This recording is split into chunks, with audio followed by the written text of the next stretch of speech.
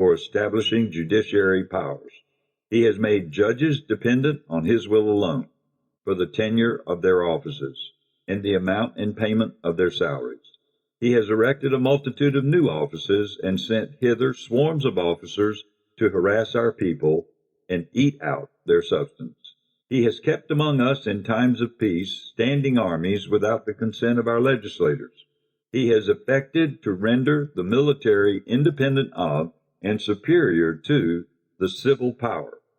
He has combined with others to subject us to a jurisdiction foreign to our Constitution and unacknowledged by our laws, giving his assent to their acts of pretended legislation, for quartering large bodies of armed troops among us, for protecting them by a mock trial from punishment for any murders which they should commit on the inhabitants of these states, for cutting off our trade with all parts of the world, for imposing taxes on us without our consent, for depriving us in many cases of the benefits of trial by jury, for transporting us beyond seas to be tried for pretended offenses, for abolishing the free system of English laws in a neighboring province, establishing therein an arbitrary government and enlarging its boundaries so as to render it at once an example and fit instrument for introducing the same absolute rule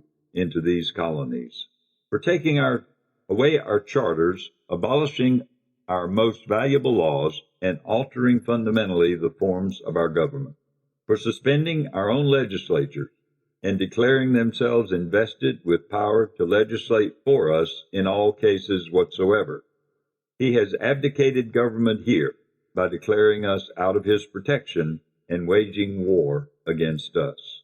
He has plundered our seas, ravaged our coasts, burnt our towns, and destroyed the lives of our people. He is at this time transporting large armies of foreign mercenaries to complete the works of death, desolation, and tyranny, already begun with circumstances of cruelty and perfidy scarcely paralleled in the most barbarous ages, and totally unworthy the head of a civilized nation. He has constrained our fellow citizens taken captive on the high seas to bear arms against their country, to become the executioners of their friends and brethren, or to fall themselves by their hands. He has excited domestic insurrections amongst us, and has endeavored to bring on the inhabitants of our frontiers the merciless Indian savages whose known rules of warfare is an undistinguished destruction of all ages, sexes, and conditions. In every stage of these oppressions, we have petitioned for redress in the most humble terms. Our repeated petitions have been answered only by repeated injury. A prince whose character is thus marked by every act which may define a tyrant is unfit to be the ruler of a free people. Nor have we been wanting in attentions to our British brethren. We have warned them from time to time of attempts by their legislature to extend an unwarrantable jurisdiction over us. We have reminded them of the circumstances of our emigration and settlement here. We have appealed to their native justice and magnanimity, and we have conjured them by the ties of our common kindred to disavow these usurpations, which would inevitably interrupt our connections and correspondence. They too have been deaf to the voice of justice and of consanguinity. We must therefore acquiesce in the necessity which denounces our separation, and hold them as we hold the rest of mankind, enemies in war, in peace, friends. We, therefore, the representatives of the United States of America, in General Congress assembled, appealing to the Supreme Judge of the world for the rectitude of our intentions, do in the name and by authority of the good people of these colonies solemnly publish and declare that these united colonies are, and of right ought to be, free and independent states, that they are absolved from all allegiance to the British Crown, and that all political connection between them and the state of Great Britain ought to be totally dissolved, and that, as free and independent states, they have full power to levy war, conclude peace, contract alliances, establish commerce, and to do all other acts and things which independent states may of right do.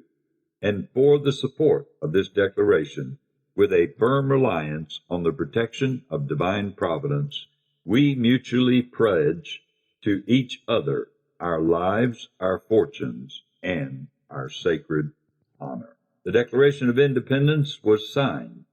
Every single individual pledged their life, their fortunes, and their sacred honor. It is because of this declaration that we can celebrate today the Declaration of Independence, and that we can celebrate July 4th to commemorate Independence Day in 2019, 243 years after the signing of the original Declaration. Richard will be right back in a moment to wrap up. But if you've just joined us, you've been listening to Reflections on the Word with Richard Kay. You can hear this message in its entirety again online, as well as Richard's entire archive at talknetworkradio.com. We would like to acknowledge our theme song, How Great Is Thy Faithfulness, from the America's 25 Favorite Hymns album. Unless otherwise expressed, scriptures are read from the Holman Christian Standard Bible, which is published by Holman Bible Publishers in Nashville, Tennessee. Additional resources used for Reflections on the Word with Richard Kay include Great is Thy Faithfulness by Our Daily Bread and printed by Discovery House Publishers. Again, here is Richard to wrap up today's message. Today, we look at the facts behind the Declaration of Independence. We're going to look at an additional portion just so that we can see that there was more involved in just the formation of the 13 colonies. These men, women that had pledged their lives, liberty, and their own fortunes, they were willing to die so that you and I would be able to endure freedom. Freedom from the tyranny of a king who felt that they needed to be subservient to him. Today, we live in a free nation, a nation which is diverse in many ways, a nation which has become openly available to all the nations of the world.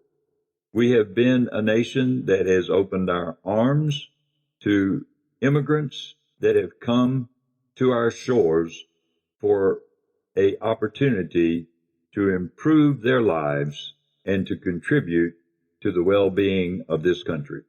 But as we have seen, there are always those who will try to change what has been established.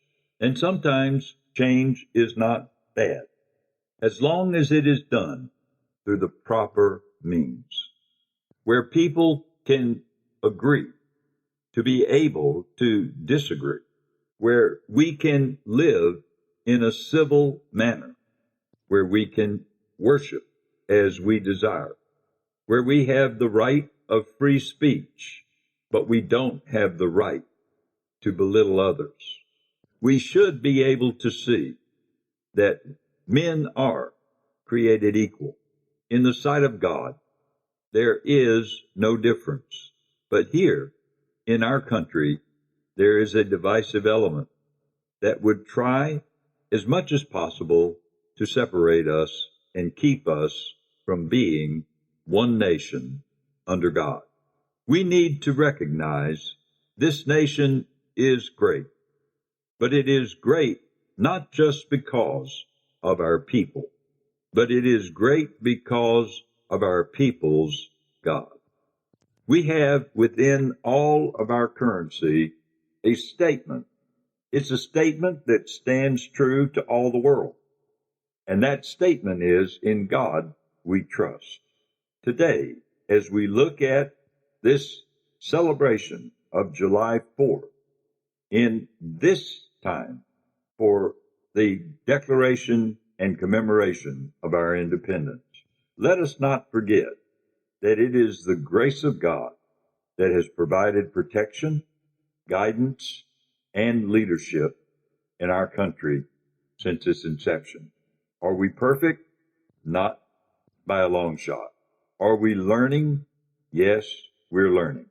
But as a country, we need to be able to recognize we serve a greater good, and that is that all men and all women and all children should have all of the rights of freedom. It doesn't mean that freedom is free, because many have died to protect that right. We should never take it for granted. We should always be thankful that we live in a country that God has blessed so that we can be a blessing to others. Let us not forget that in this country, everyone has the right to believe and to worship as they see fit. We may not all agree, and we certainly may have differences in our culture, but we are one nation under God, indivisible, with liberty and justice for all. Today, we celebrate Independence Day. Today, let's remember what it costs for our freedom. Thank you, Richard. Join us again tomorrow when we continue with the next edition of Reflections on the Word with Richard Kay. For Richard and the entire team, this is Chuck Christie saying thanks for listening to this edition of Reflections on the Word.